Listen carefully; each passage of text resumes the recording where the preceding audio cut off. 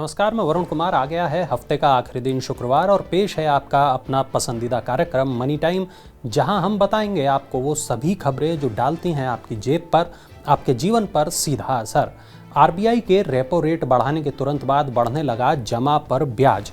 Kotak bank ने शुरुआत कर दी है। निजी क्षेत्र के कोटक महिंद्रा बैंक ने बचत खाते में 50 लाख रुपए से अधिक की जमा पर ब्याज दर आधा फीसदी बढ़ाकर 4% करने की घोषणा की है। एक दिन पहले ही रिजर्व बैंक ने नीतिगत दर रेपो को आधा फीसदी बढ़ाकर 4.9% किया है। कोटक महिंद्रा बैंक ने एफडी की दरें भी 0.25% तक बढ़ाई हैं। बचत खाते में 50 लाख रुपए से अधिक के दैनिक बैलेंस पर अब 4% का ब्याज दिया जाएगा। पहले यह दर 3.5% थी। वहीं 50 लाख रुपए से कम की जमा पर 3.5% ब्याज मिलेगा। सार्वजनिक क्षेत्र के सेंट्रल बैंक ऑफ इंडिया ने भी आज 2 करोड़ रुपए से कम के टर्म डिपॉजिट पर इंटरेस्ट बढ़ा दिया है। 7 दिन से लेकर 10 साल तक की एफडी पर बैंक अब 2.75% से लेकर 5.60% तक का ब्याज देगा। इससे पहले RBL bank, yes bank, Indian overseas bank, Karnataka bank और फेडरल बैंक पहले ही डिपॉजिट रेट बढ़ा चुके हैं। ऑटो, होम और पर्सनल लोन अब और महंगे होंगे। बैंकों ने शुरू किया ब्याज बढ़ाने का दूसरा दौर। आरबीआई के रेपो रेट में एक बार फिर बढ़ोतरी करने के बाद ऑटो, होम और पर्सनल लोन महंगे होने शुरू हो गए हैं। बैंक और अन्य वित्तीय संस्थानों ने इंटरेस्ट बढ़ाना फिर से शुरू कर दिया है। ICICI bank, bank of Baroda, Punjab national bank, bank of India, Indian bank, Indian overseas bank और देश की सबसे बड़ी home finance company HDFC limited ने अपने ग्राहकों के लिए लैंडिंग रेट बढ़ा दिए हैं। आईसीआईसीआई बैंक ने अपना एक्सटर्नल बेंचमार्क लैंडिंग रेट 8.10% से बढ़ाकर 8.60% कर दिया है। पंजाब नेशनल बैंक का रेपो लिंक्ड लैंडिंग रेट 7.40% हो गया है, जो पहले 6.90% था। तीसरे सबसे बड़े सरकारी बैंक, बैंक ऑफ बड़ौदा का रेपो लिंक्ड लैंडिंग रेट 7.40% हो गया है। एचडीएफसी का retail prime landing rate 50 basis point बढ़ा दिया गया है। देश के सबसे बड़े बैंक एसबीआई ने अपने एक्सटर्नल बेंचमार्क लैंडिंग रेट को बढ़ाकर 7.05% कर दिया है।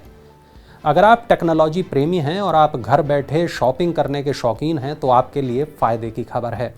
2 साल के लंबे अंतराल के बाद एक बार फिर ई कॉमर्स कंपनियां डिस्काउंट का खेल शुरू करने जा रही हैं। अमेजन और फ्लिपकार्ट स्मार्टफोन और इलेक्ट्रॉनिक्स अप्लायंसेस पर भारी डिस्काउंट की पेशकश करने वाली हैं। कोविड-19 महामारी की वजह से उत्पन्न चुनौतियों की वजह से इन कंपनियों ने पिछले 2 सालों से डिस्काउंट पर पूरी तरह से रोक लगा रखी थी। इंडस्ट्री एग्जीक्यूटिव्स के मुताबिक अमेजन इस माह के अंत में अपनी फ्लैगशिप प्राइम डे सेल का आयोजन करने जा रही है। वहीं फ्लिपकार्ट 11 जून से एंड ऑफ सीजन सेल का आयोजन करेगी।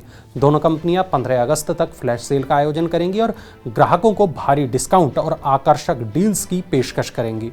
तो आप भी अगर नया स्मार्टफोन या इलेक्ट्रॉनिक्स प्रोडक्ट खरीदना चाहते हैं तो ई कॉमर्स कंपनियों की सेल का इंतजार जरूर करिए। बीमा कंपनियां बिना मंजूरी पेश कर सकेंगी नए उत्पाद। इरडा ने नई व्यवस्था दी है। बीमा नियामक इरडा ने शुक्रवार को बीमा कंपनियों को बिना किसी पूर्व अनुमति के नए उत्पाद पेश करने की मंजूरी दे दी है। इसके लिए अधिकतर जीवन बीमा उत्पादों के मामले में उपयोग और फाइल प्रक्रिया का विस्तार किया गया है। ये प्रावधान इरडा की तरफ से स्वास्थ्य बीमा उत्पादों के साथ साधारण बीमा उत्पादों में भी इसी तरह के छूट देने के कुछ दिनों के बाद जीवन बीमा के लिए भी लागू किया गया है। पूरी तरह से बीमाकृत भारत बनाने की दिशा में उठाए गए सुधारात्मक कदमों के तहत अधिकतर जीवन बीमा उत्पादों के लिए उपयोग और फाइल प्रक्रिया का विस्तार किया गया है। इसका मतलब है कि अब जीवन बीमा कंपनियां बिना इरडा की अनुमति के भी इन उत्पादों को बाजार में उतार सकती हैं। इसके पहले बीमा उद्योग के शुरुआती दौर में बीमा कंपनियों के लिए किसी भी जीवन बीमा उत्पाद को लाने से पहले पूर्व स्वीकृति लेना अनिवार्य होता था। बच्चों के भविष्य को बचाने के लिए सरकार ने बड़ा कदम उठाया है। भ्रामक विज्ञापन पर रोक लगाने के लिए आए हैं नए नियम। सरकार ने शुक्रवार को भ्रामक विज्ञापनों को रोकने के लिए नए दिशा निर्देश जारी किए हैं, जिसमें बच्चों को लक्षित करने और उपभोक्ताओं को लुभाने के लिए मुफ्त दावे वाले विज्ञापन शामिल हैं। दिशा निर्देशों में यह भी कहा गया है कि विज्ञापन जारी करने से पहले उचित सावधानी बरती जानी चाहिए। उपभोक्ता मामलों के मंत्रालय ने अपने नए दिशा निर्देशों में सैरोगेट विज्ञापनों पर भी रोक लगाई है और विज्ञापन दिखाते समय किसी उद्घोषणा में अधिक पारदर्शिता लाने की बात कही है। ये दिशा निर्देश तत्काल प्रभाव से लागू हो गए हैं। सैरोगेट विज्ञापन दरअसल छद्म विज्ञापन होते हैं जो किसी अन्य उत्पाद का प्रचार करते हैं, जैसे सोडा वाटर के बहाने शराब का प्रचार करना या इलायची के बहाने गुटखा को प्रचारित करना। ये दिशा निर्देश प्रिंट, टेलीविजन और ऑनलाइन जैसे सभी प्लेटफॉर्म्स पर प्रकाशित विज्ञापनों पर लागू होंगे। नए दिशा निर्देशों का उल्लंघन करने पर केंद्रीय उपभोक्ता संरक्षण अधिनियम के प्रावधानों के तहत कार्रवाई की जाएगी। पेट्रोल डीजल में जल्द भड़केगी महंगाई, कच्चे तेल का दाम 1 दशक के उच्च स्तर पर पहुंच चुका है। भारत की तरफ से खरीदे जाने वाले मानक कच्चे तेल का दाम 1 दशक के उच्च स्तर पर यानी $121 प्रति बैरल पर पहुंच गया है। इसके बावजूद पेट्रोल और डीजल की बिक्री का मूल्य स्थिर बना हुआ है। तेल मार्केटिंग कंपनियों को प्रत्येक दिन लागत के अनुसार कीमतों को समायोजित करना होता है, लेकिन नवंबर 2021 से पेट्रोल पंप पर बिकने वाले ईंधन के दाम लागत के मुकाबले कम रखे हुए हैं। स्थानीय पेट्रोल पंपों पर दरें अभी $85 प्रति बैरल के मानक के अनुसार हैं। तेल कंपनियों ने कीमतें नहीं बढ़ाई हैं क्योंकि वो महंगाई को काबू में लाने के लिए सरकार के प्रयासों में मदद कर रही हैं। डीजल के दाम में वृद्धि का महंगाई पर व्यापक असर होता है। इससे परिवहन लागत बढ़ती है, जिससे फल, सब्जी, सभी ज़रूरी सामानों के दाम बढ़ जाते हैं। कंपनियां अभी पेट्रोल करीब 18 रुपये प्रति लीटर और डीजल करीब 21 रुपये प्रति लीटर के नुकसान पर बेच रही हैं। एडटेक कंपनियों की मनमानी पर लगेगी रोक, उपभोक्ताओं की शिकायत पर सरकार ने उठाया ये कदम। उपभोक्ता मामलों के मंत्रालय ने एडटेक कंपनियों, बायजू और अनअकैडमी के स्कूलों पर अतिरिक्त अध्ययन का दबाव डालने की शिकायतों के बीच इनकी एक बैठक बुलाई है। इससे पहले मंत्रालय ने कई तरह की शिकायतें मिलने के बाद रेस्टोरेंट उद्योग और कैब कंपनियों को फटकार लगाई थी। ये पूछे जाने पर कि क्या सरकार बच्चों पर दबाव डालने वाली एडटेक कंपनियों पर विज्ञापनों, खासकर बायजू के नए विज्ञापन 2 शिक्षक के लाभ के खिलाफ कार्रवाई कर रही है। शेयर बाजार ने लगाया आज गोता, सेंसेक्स 55,000 के नीचे आया। घरेलू शेयर बाजार में शुक्रवार को तेज गिरावट रही और बीएसई सेंसेक्स 1000 अंक से अधिक का गोता लगाकर 55,000 के नीचे आ गया।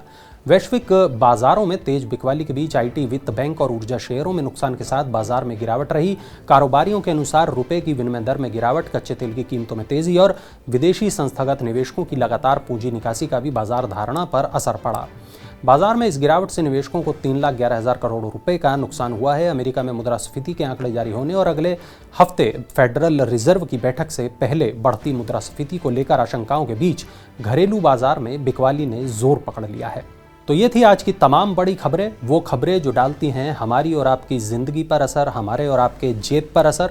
और ऐसी ही तमाम बड़ी खबरों के लिए आप देखते रहें मनी टाइम, देखते रहें मनी 9 और चलते चलते देखिए हमारा ये खास इन्फोग्राफिक।